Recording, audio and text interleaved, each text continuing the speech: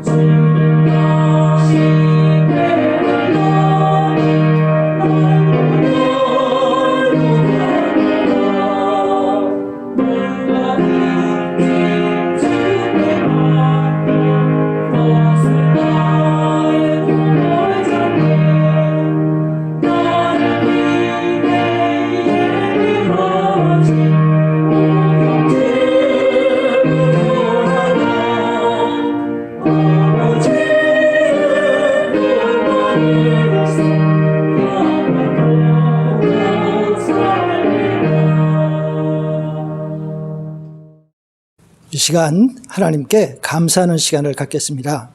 주님, 지난 한 주간도 나와 함께 해주심을 감사합니다.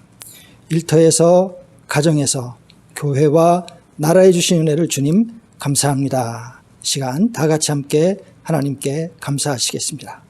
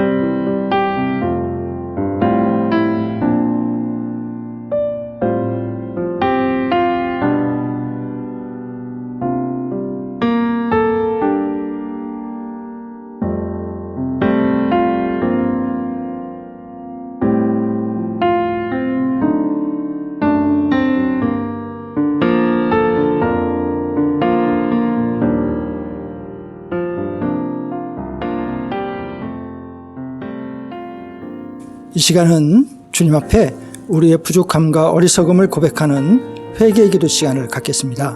주님, 이 시간 우리의 어리석음과 부족함을 고백드리오니 우리를 도와주시옵소서. 다 같이 함께 회개의 고백을 드리겠습니다. 다 같이 함께 기도하겠습니다.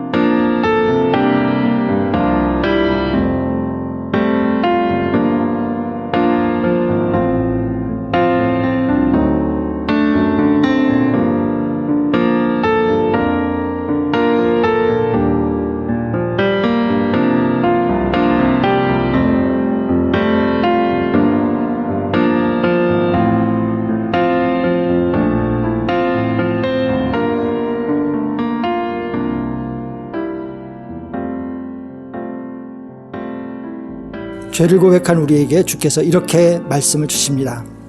만일 우리가 죄가 없다고 말하면 스스로 속이고 또 진리가 우리 속에 있지 아니할 것이요 만일 우리가 우리 죄를 자백하면 그는 미쁘시고 의로우사 우리 죄를 사하시며 우리를 모든 불의에서 깨끗하게 하실 것이요 만일 우리가 범죄하지 아니하였다 하면 하나님을 거짓말하는 이로 만드는 것이니 또한 그의 말씀이 우리 속에 있지 아니하니라. 아멘.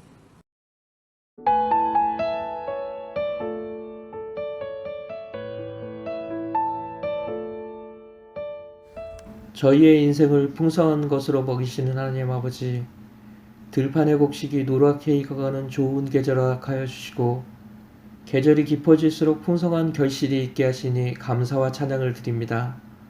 또 이렇게 복된 주일을 허락하신 주님, 오늘 주님께 드리는 예배를 받아주시고 헛된 근심과 두려움에 지쳐있는 저희의 심령을 위로하여 주시고 새롭게 하여 주시옵소서.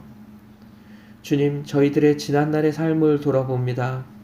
우리의 생각과 판단만으로 살아왔던 지난날의 잘못한 일들을 이 시간 주님 앞에 고백합니다. 또 한 주간의 힘겨워하고 시달림, 몸과 마음과 영혼을 이 시간을 통해 회복해 하여 주시옵소서. 계절이 바뀔 때마다 이 혼란스러운 세상을 공의롭게 주재하시는 주님, 그러나 추수를 기다리는 이때에 길어지는 코로나 팬데믹으로 힘들어하는 이들이 많이 있습니다. 경제적으로 힘들어하는 이들에게 헤쳐나갈 수 있는 방법과 힘을 허락하여 주시옵소서. 또 계속되는 비대면 예배로 힘들어하는 교회와 믿는 이들을 위해 기도합니다.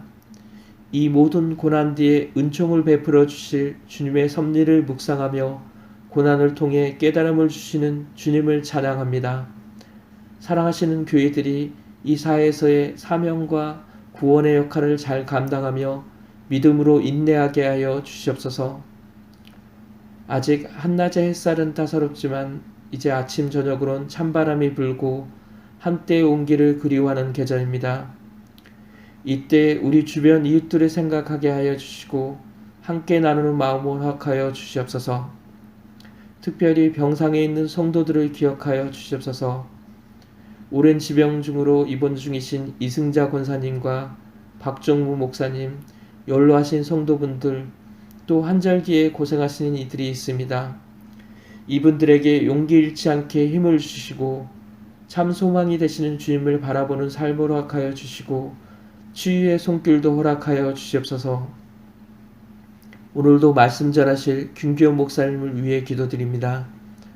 성령의 능력과 영육 간의 간절함을 허락하여 주셔서 말씀 전하실 때 부족함이 없게 하여 주시고 심령 깊이 뿌리내릴 귀한 말씀을 선포하실 때 그 말씀이 우리의 심령에 새로운 싹을 키우고 귀한 열매를 맺을 수 있는 귀한 시간이 되게 하여 주시옵소서.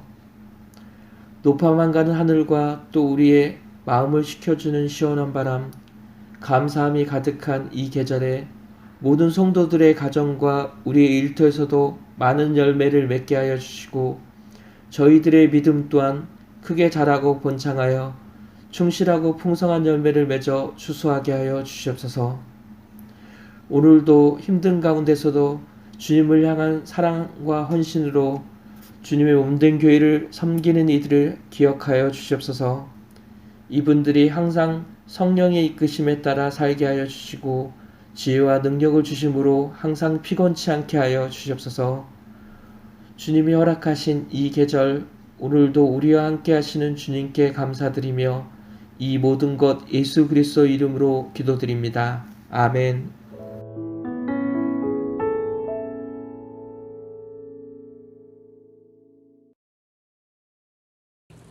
다 같이 주기도문 하시겠습니다.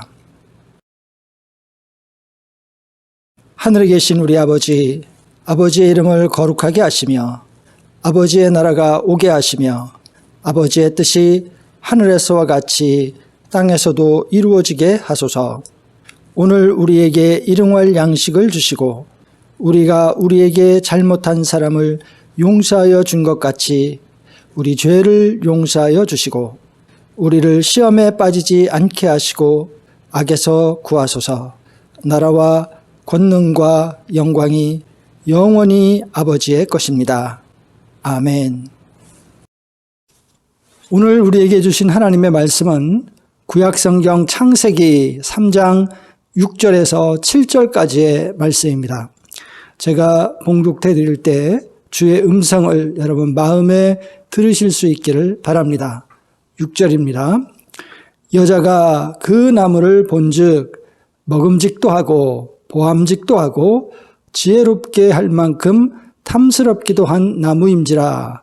여자가 그 열매를 따먹고 자기와 함께 있는 남편에게도 주매 그도 먹은지라. 이에 그들의 눈이 밝아져 자기들이 벗은 줄을 알고 무화과 잎을 엮어 치마로 삼았더라. 아멘. 오늘 주신 말씀을 가지고 선악을 알게 하는 나무의 본질이라는 제목으로 함께 말씀을 나누겠습니다. 선악을 알게 하는 나무와 열매처럼 많은 사람들에게 오해를 받아온 것도 별로 없습니다. 그래서 어떤 사람들은 말하길 만약 선악을 알게 하는 나무와 열매만 없었더라면 아마도 인간은 영원히 에덴 동산에서 죽음도 또 질병도 모르고 살 수 있었을 텐데, 네. 하나님께서 괜히 이 선악을 알게 하는 나무와 열매를 에덴에 만드셔서 인간을 어려움 속에 빠뜨렸다고 원망을 터뜨리는 것을 종종 들을 수가 있습니다.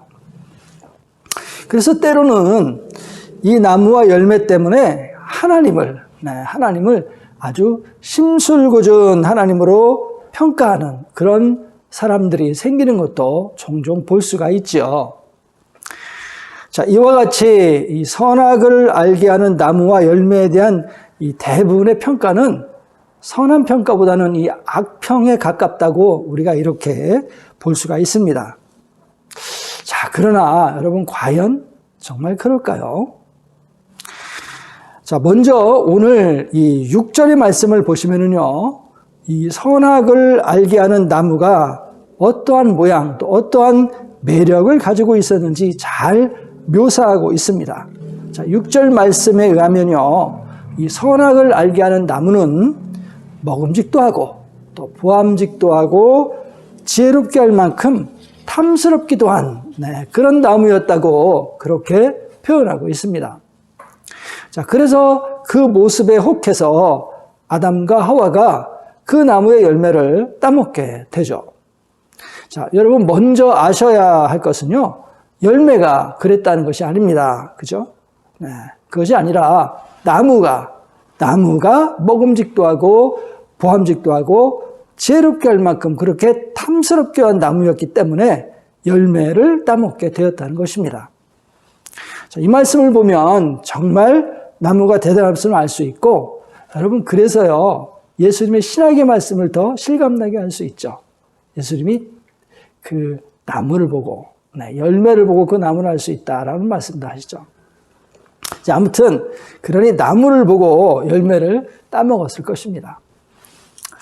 자, 그런데 사실 이 먹음직도 하고 보암직도 하고 탐스럽기도 하였다는 말씀을 보며 우리가 이 말씀에서 좀 더 집중해서 봐야 할 것은 선악과 그 자체보다는요, 하와가 선악을 알게 하는 나무의 이 겉모습만 치중했지 그 본질은 보지 못하였다는 사실에 대해서입니다.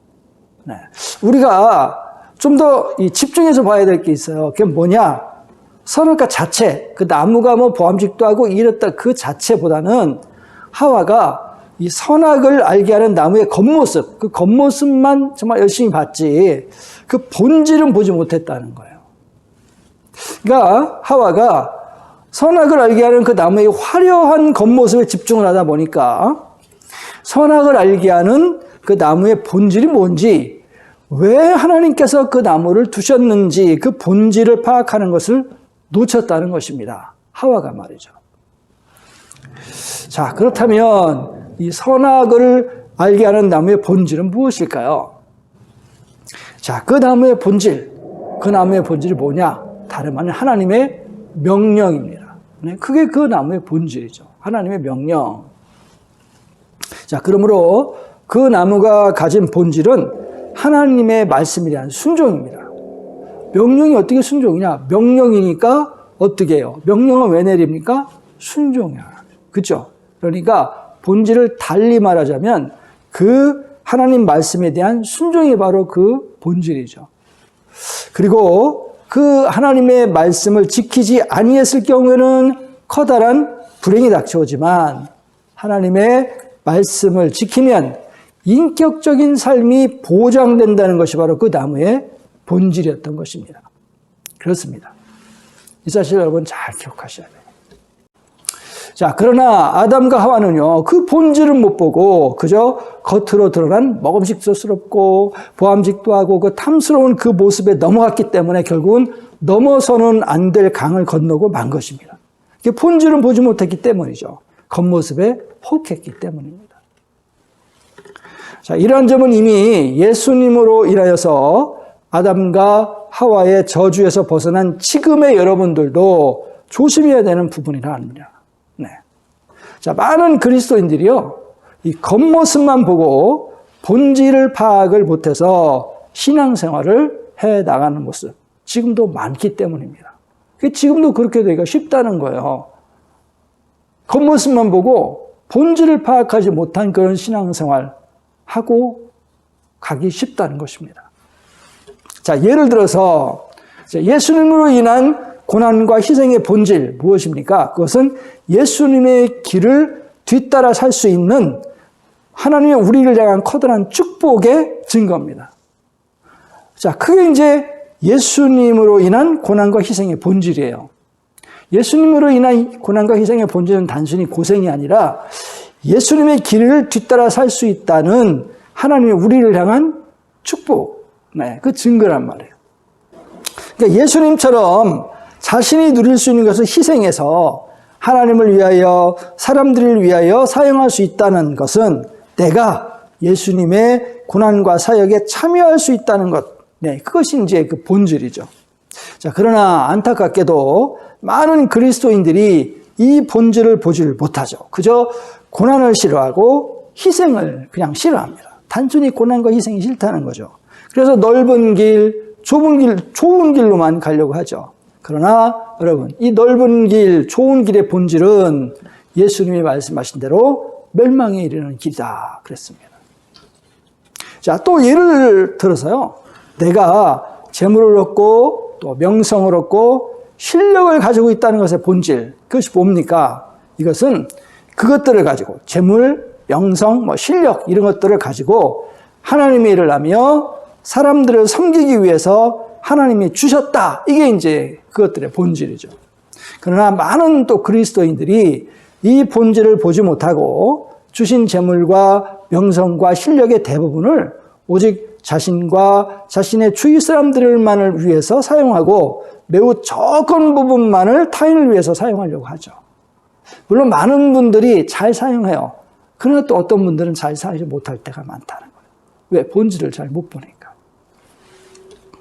그래서 어떻게 돼요? 주기보다는 받는 것을, 베풀기보다는 내 손에 많이 쥐고 있는 것을 하나님의 축복이라 이렇게 생각을 합니다. 본질을 몰라서요.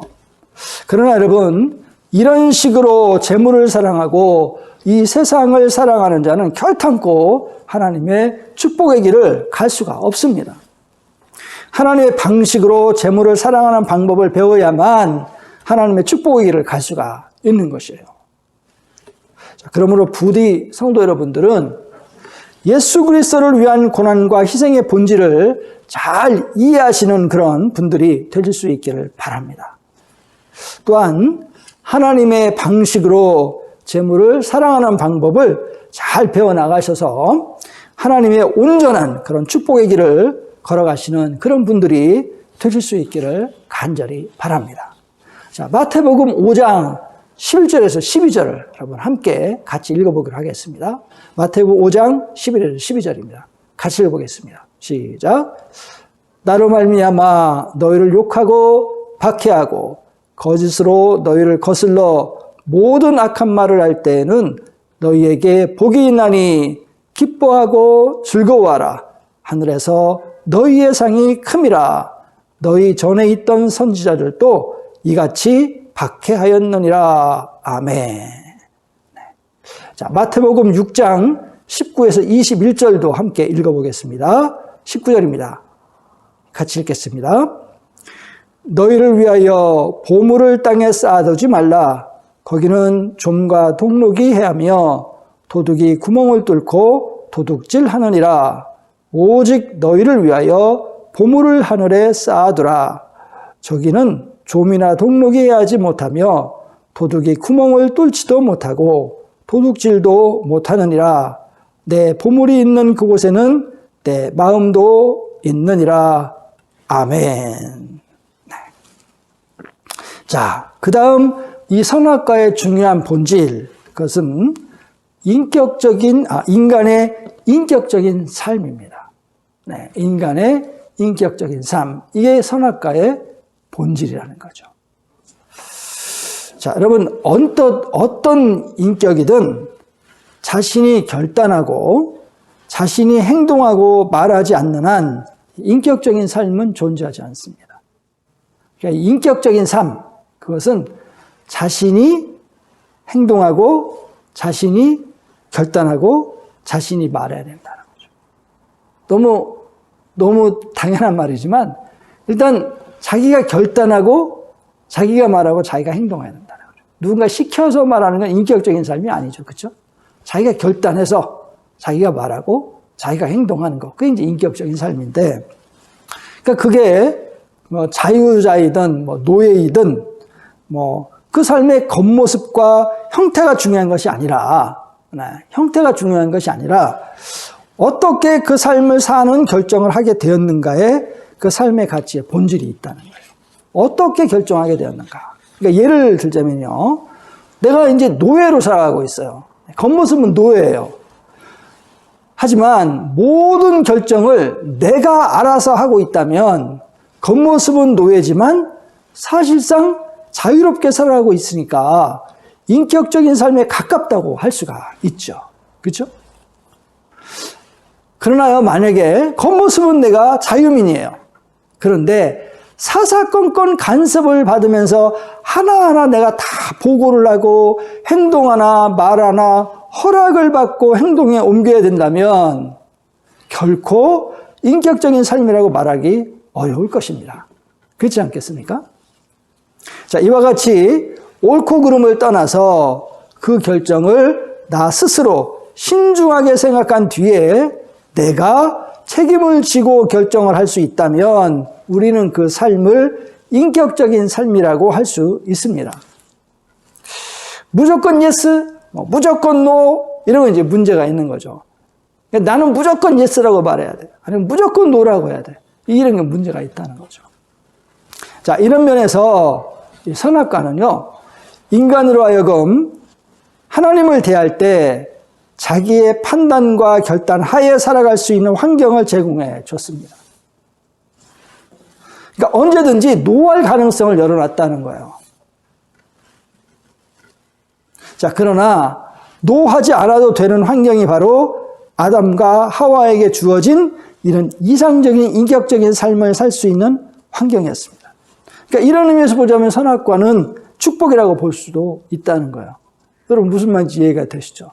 선악과라는 것 자체가 먹을까 말까, 먹어서는 안 된다. 거기에 대한 응답이잖아요. 그렇죠? 그러니까 다른 것들은 다 먹어도 돼요. 그냥. 그렇잖아요. 그건 노가 필요 없어요. 근데 이 선악과는 내가 먹어서는 안 된다는 거예요. 그렇죠? 그러니까 이게 yes or no를 내가 결정해야 돼요. 항상. 그러니까 내 인격적인 삶이 여기 있어요. 그런 거라는 거예요. 자, 그런데요, 문제는 아쉽게도 아담과 하와는 이런 축복을 지켜내지를 못했다는 것입니다. 물론 이 사단의 유혹도 있었지만 더 중요한 것은 인격적인 삶을 가능하게 하는 이러한 선악과의 본질을 제대로 이해하지를 못하고 그저 그 겉모습인 그냥 먹음직도 하고 보암직도 하고 지혜롭게 할 만큼 탐스럽기도 한 나무만 아담과 하와가 봤기 때문에 그래요.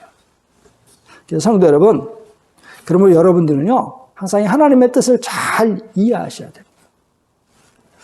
특별히 이 선악과의 본질에 나타내신 이 인격적인 삶에 보여주신 하나님의 뜻을 여러분 잘 이해하셔야 돼요. 인격적인 삶. 하나님은요, 인격적으로 하나님과 교제하며 살아가는 자녀를 원하시지, 그저 수동적으로, 기계적으로, 마지못해서 또는 그저 무감각하게 행동만 하는 신앙을 원하시는 게 절대로 아니에요. 이게 참 중요합니다. 우리가 이런 사람을 뭐라고 불러요? 광신도라고 불러요. 여러분 광신도 생각하면 뭘 생각하세요? 막 열정적으로 쫙 이런 사람이 광신도라고 생각하시죠? 그렇잖아요. 광신도는요, 자기가 행동하는 것의 의미와 뜻을 모르고 그냥 행동하는 사람을 광신도라고 부르는 거예요.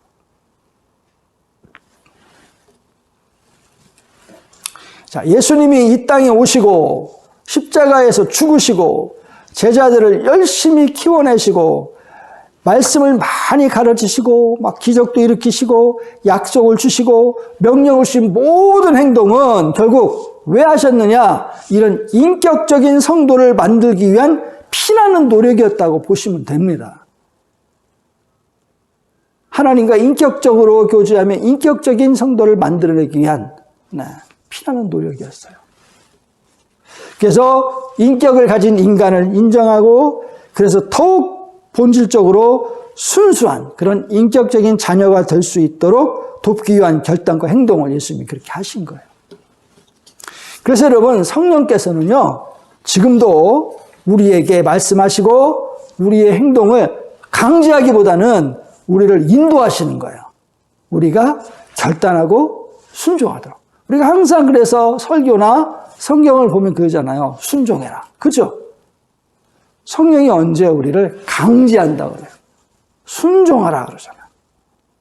물론 때로는 표현을 강제한다는 그런 표현도 가끔 나오지만 그건 정말로 글자 그대로 강제한다는 게 아니라 예를 들어서 사랑으로 강제한다 그런 의미시지. 그렇잖아요. 여러분 그렇습니다. 그래서 여러분 모두 이 하나님의 사랑과 인내와 관용의 뜻을 잘 여러분 이해하실 수 있기를 바랍니다.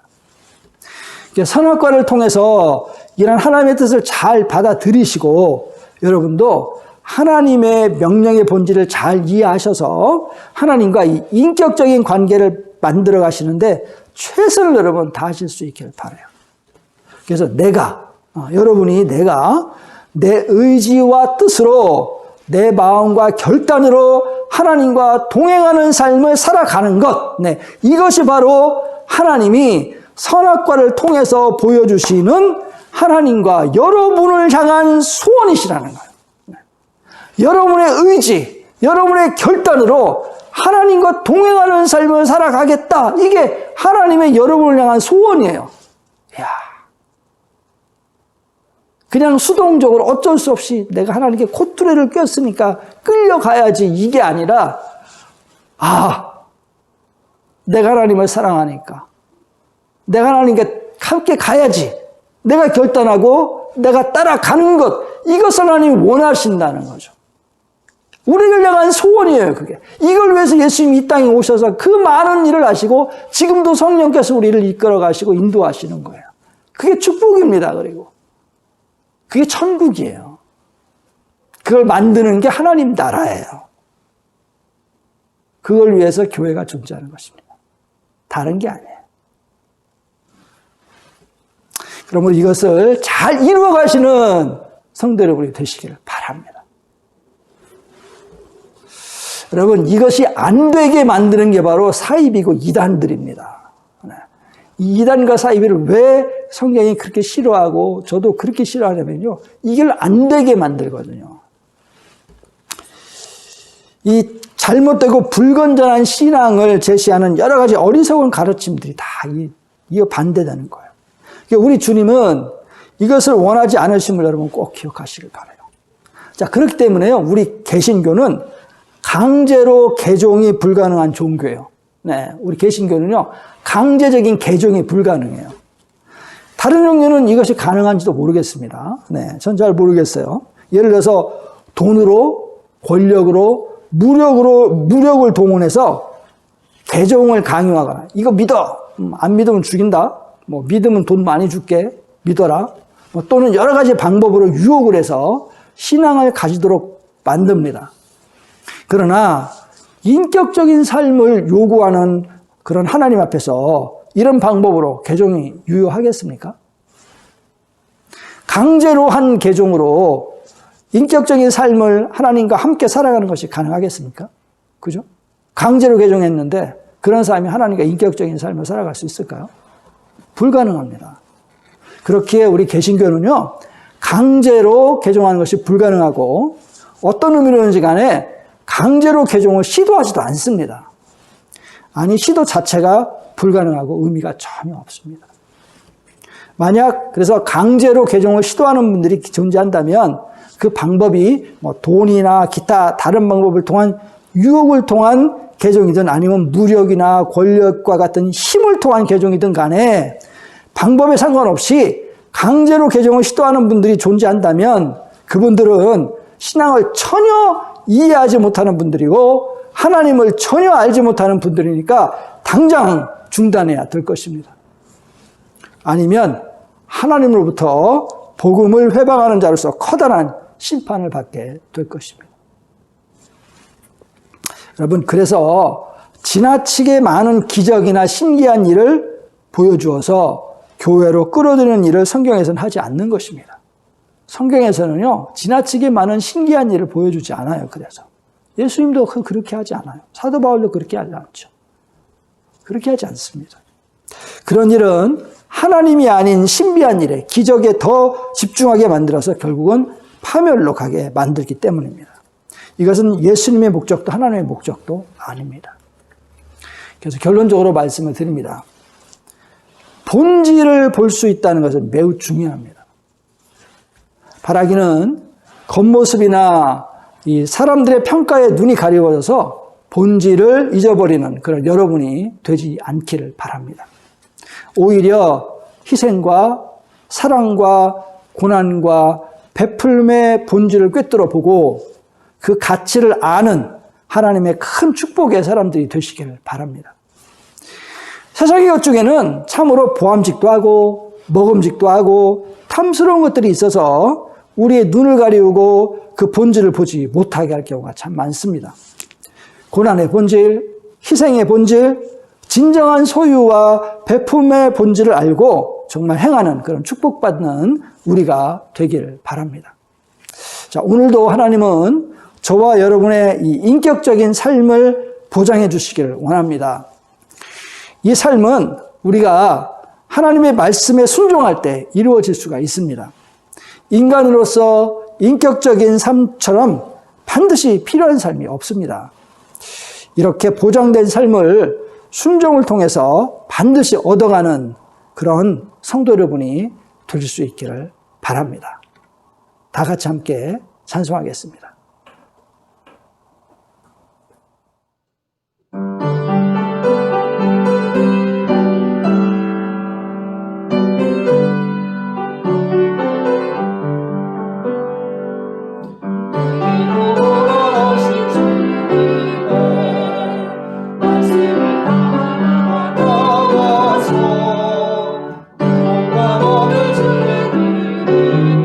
주여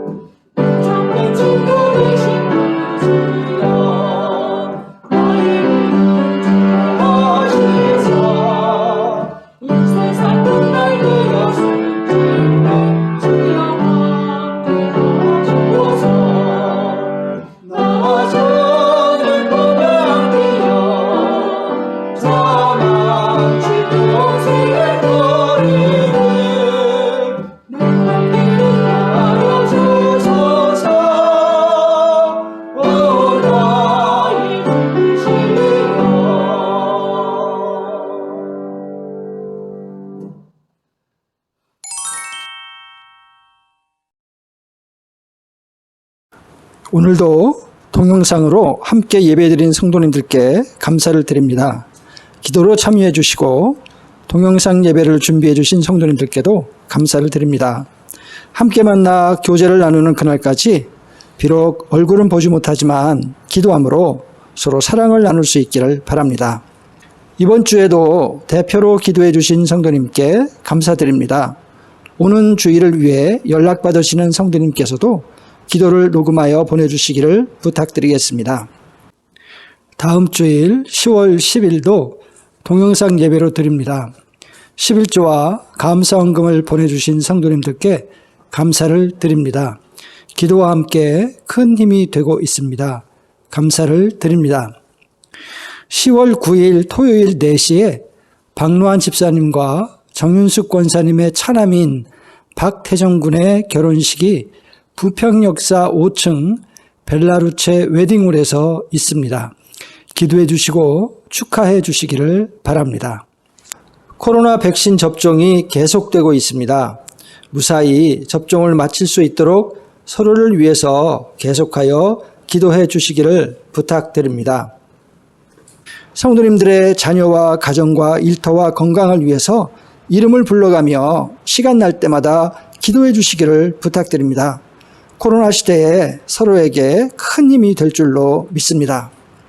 동영상 예배 후 30분 정도 단톡방을 열어 함께 교제 시간을 나누겠습니다. 원하시는 분들은 들어오셔서 성도님들과 인사를 나누시면 좋겠습니다. 가정 예배와 성경 읽기를 잘 활용해 주시기를 바랍니다. 성경을 읽으시다가 궁금한 점이 있다거나 신앙생활에 있어서 상담할 점이 있으시면 어느 때라도 담임 목사에게 문의해 주셔도 좋겠습니다. 오는 한 주간에도 성도 여러분의 가정과 일터에 하나님의 지혜와 평강이 넘치시길 간절히 바랍니다.